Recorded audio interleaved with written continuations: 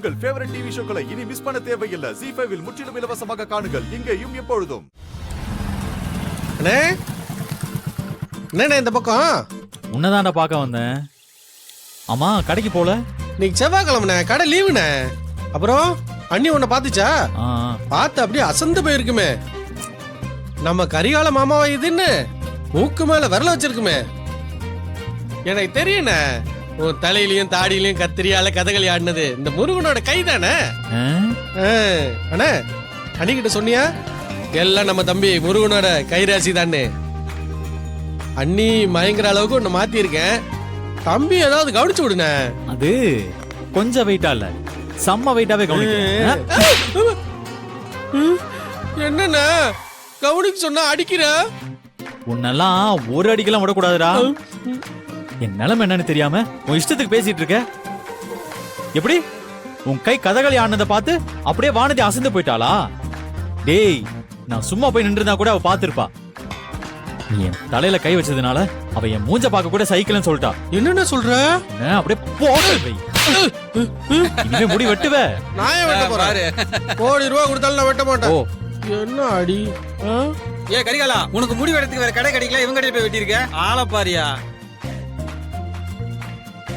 எனக்கு தப்பா முடி வெட்டினதுக்கு அந்த நந்தினியையும் நறுக்குன்னு 4 வார்த்தை கேட்கணும். அக்கா, இப்பெல்லாம் நீ பண்றது எதுவுமே புரிய மாட்டேங்குதுக்கா. ஏன் அப்படி பண்ற? எதுக்கு அப்படி பண்றன்னு ஒரே குழப்பமா இருக்குக்கா. என்ன குழப்பம் உனக்கு இப்போ? என்ன கூப்பிட்டு ஏதாவது பண்ணி இந்த கல்யாணத்தை நிறுத்தணும். எனக்கு பிடிச்ச மாதிரி பொண்ணத்தான் அருள் கல்யாணம் பண்ணிக்கணும். அதனால நமக்கு ஏத்த மாதிரி வசதியான குடும்பத்துல இருந்து அருளுக்கு ஏத்த அழகான பொண்ண பேசி முடிச்சலான்னு சொன்னல. இப்பவும் அததான் சொல்றேன். பாருடா, திரும்பவும் குழப்புறிய. என்ன குழப்பற? இதான் உன் திட்டம்னா அருள் கிட்ட எதுக்கு நந்தினியை கல்யாணம் பண்ணிக்க எனக்கு சம்மதம் தான் எதுக்கு சொன்ன? அவளுக்கு புடவைலாம் எடுத்து கொடுத்து அனுப்புன. காரணம் இல்லாம நான் எதுவுமே செய்ய மாட்டேன்னு உனக்கு தெரியாதாடா? அன்னைக்கு அந்த ஜவுளி கடையில அருள் அந்த மிலிட்டரிக்காரன் குடும்பத்தோட அந்யோன்யமா இருந்ததை பார்த்தப்ப எனக்கு நெஞ்சே அடைச்சிருச்சு. அத வளர விடக்கூடாதுன்னு நினைச்சேன். ஆனா எந்த ஒரு விஷயத்தையும் நாம எதிர்க்கத்தான் அது வளர்ந்துகிட்டே போகும். நான் அருள் கிட்ட அந்த அடங்கா பிடாரிய கட்டிக்க வேணான்னு சொல்லதான் அவனுக்கு அவளை ரொம்ப பிடிக்க ஆரம்பிச்சிருக்கும். அப்படி ஒண்ணு நடக்க கூடாதுன்னு தான் நான் இப்ப அவன் வழியிலேயே போறேன். நான் நினைக்கிறது நடக்கணும்னா என் புள்ள ஏன் கூட இருக்கணும். நான் சொல்றதையே வேத வாக்கா எடுத்துக்கணும். இப்ப கூட கொஞ்சம் புரிஞ்ச மாதிரியும் இருக்கு, கொஞ்சம் புரியாத மாதிரியும் இருக்கு. போக போக உனக்கு முழுசா புரியும்டா. என்னையே நீ கோமாளியாக்கிட்டல. நந்தினி பார்த்து 4 வார்த்தை நறுக்குன்னு கேட்கணும். அவ எங்க? அவ ஆளைய காணோம். 4 எழுத்து படிச்சுட்டோங்கிற திமிர்ல இருக்கியா நீ? அதென்ன நான் சொல்ல கேட்காம உன் இஷ்டத்துக்கு நடந்துகிட்டு இருக்க? இதெல்லாம் என்கிட்ட வச்சுக்காத நந்தினி.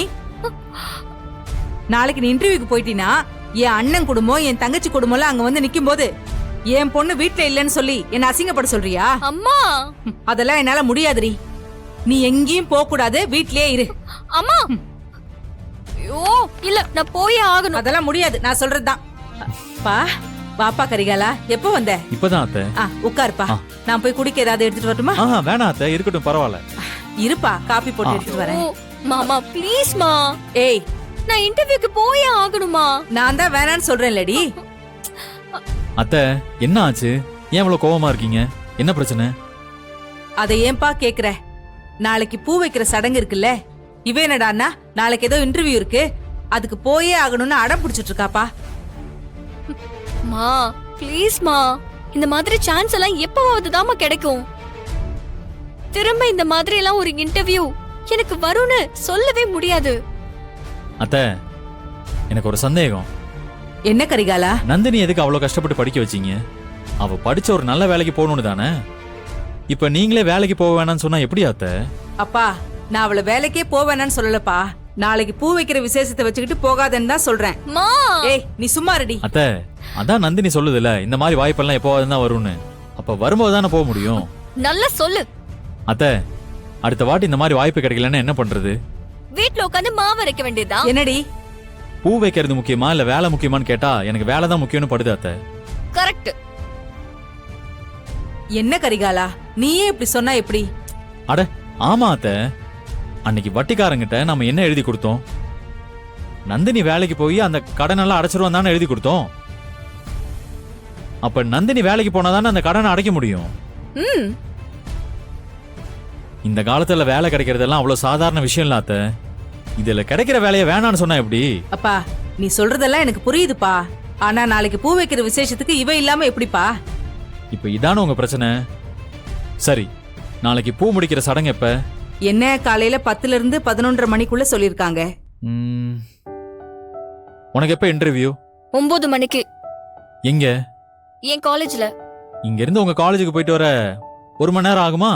ஆ, ஆமா. போக வர 1 மணி நேரம், இன்டர்வியூக்கு ஒரு 1/2 மணி நேரம். அப்புறம் என்ன, இன்டர்வியூ முடிச்சுட்டு பூ முடிக்கிற சடங்குக்கு வந்துடலாமே. அது எப்படிப்பா சரியா வரும்? விசேஷத்து அன்னைக்கு பொண்ணு வெளியே போயிட்டு வர்றத யாருப்பா ஒத்துக்குவாங்க? சரிதான் அத்தை, சொன்னா யாரும் ஒத்துக்க மாட்டாங்க தான். நீங்க சொல்றது எவ்வளவு சரியோ அதை விட நந்தினி சொல்றது ரொம்ப சரி. ம், ஏன்னா அவ இந்த வேலைக்காக தானே இம்புட்டு கஷ்டப்பட்டு படிச்சிருக்கா.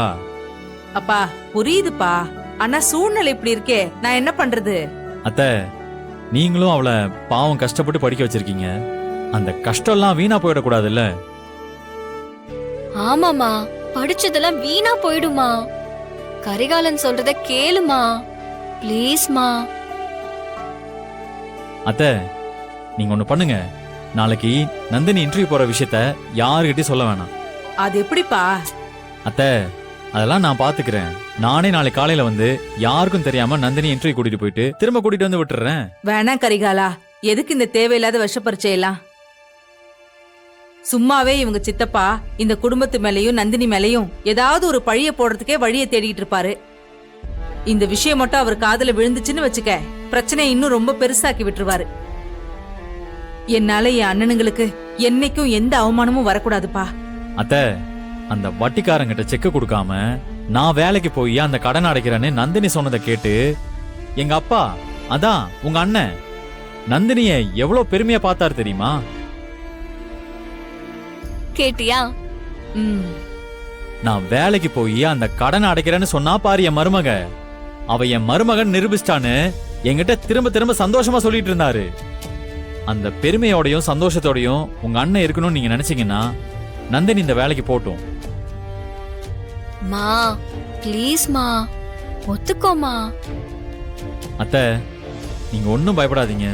நீங்க பயப்படுற மாதிரிலாம் எதுவும் நடக்காது. யாருக்கும் தெரியாம நந்தினிய கூட்டிட்டு வந்து வர்றது என்னோட பொறுப்பு. என்ன நம்புங்க. நீங்க சரின்னு மட்டும் சொல்லுங்க, மத்தெல்லாம் நான் பாத்துக்கிறேன். ஜீ5 ஆப்பை டவுன்லோட் செய்து அனைத்து எபிசோடுகளையும் இலவசமாக பாருங்க.